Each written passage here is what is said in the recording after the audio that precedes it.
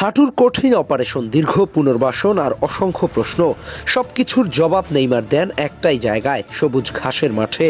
Neymar আজ ফিরলেন প্রতিপক্ষ ভেলোর বিপক্ষে, আর ফিরেই বুঝিয়ে দিলেন ক্লাস কখনো হারায় না।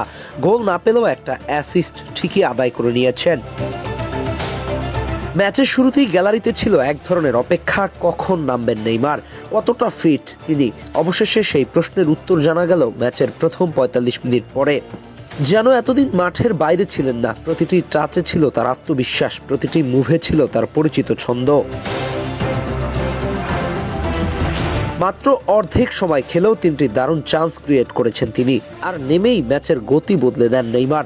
৪৫ মিনিট খেলে একটি অ্যাসিস্ট, ২টি শট, ৩টি কি পাস, ৩টি নিখুঁত লং বল, ৬টি ডুয়েল জয়, ৩টি সফল ড্রিবল, ৫৬ বার বল স্পর্শ এবং ১৮টি ক্যারি। এই যেন দারুণ স্টেটমেন্ট, আমি ফুরিয়ে যাইনি, সময় পেলে আরো ভালো করার সামর্থ্য রয়েছে আমার। শেষ পর্যন্ত তার দল ম্যাচটি জিতে নেয় ৬-০ গোলে।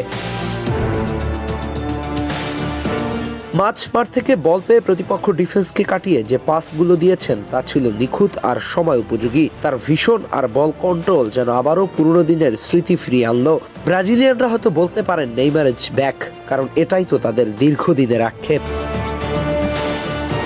এই ৪৫ মিনিট শুধু একটা পরিসংখ্যান নয়, এটা ছিল একটা বার্তা, সমালোচকদের জন্য জবাব, ভক্তদের জন্য স্বস্তি, আর ফুটবল বিশ্বের জন্য সতর্ক বার্তা। নেইমার এখনো শেষ হয়ে যাননি। দীর্ঘ ইনজুরির পর এমন প্রত্যাবর্তন সহজ নয়। শারীরিক কষ্টের চেয়ে মানসিক চাপ ছিল বেশি, কিন্তু নেইমার দেখালেন বড় খেলোয়াড়রা প্রতিকূলতাকে গল্পে পরিণত করতে জানে। আজকের ম্যাচে হয়তো পুরো ৯০ মিনিট খেলেননি, কিন্তু অর্ধেক সময় ম্যাচে নিজের ছাপ রেখে গেছেন স্পষ্টভাবে। তিনি শুধু খেলেননি, তিনি নিয়ন্ত্রণ করেছেন, সৃষ্টি করেছেন, আর পার্থক্য করে দিয়েছেন। Welcome back Prince of Brazil football. আজকের এমন পারফরমেন্সের দিনে ব্রাজিলিয়ান ভক্তরা হয়তো আবারও আশায় বুক বাঁধবে। আগামী বিশ্বকাপে ব্রাজিলের সঙ্গী হবেন নেইমার জুনিয়র।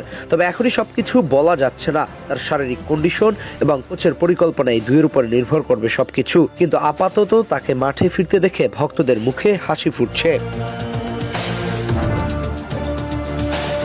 ব্রাজিলের ইতিহাসে অনেক খেলোয়াড় এসছে গেছে, কিন্তু নেইমারের মতো আর কজন এসেছিল? এত ইনজুরি, এত অপেক্ষা, এত কিছু, তারপর ভক্তদের হৃদয় থেকে কখনো সরে যাননি তিনি। এবারও ঠিক তিনি ভক্তদের জন্য লড়াই করছেন, তার অগণিত ভক্তদের জন্য বিশ্বকাপটা রাঙাতে চান। আর তাই তো তাকে বারবার জলাঞ্জলি দিতে হয়েছে ছুরি কাচির নিচে। কেমন উপভোগ করলেন নেইমারের আজকের পারফরমেন্স? কি মনে করছেন? বিশ্বকাপে থাকছে তো আপনাদের প্রিয় নেইমার, রাখবেন তো coach Carlo Ancelotti? Ahmed Hasnain Khan, team sports.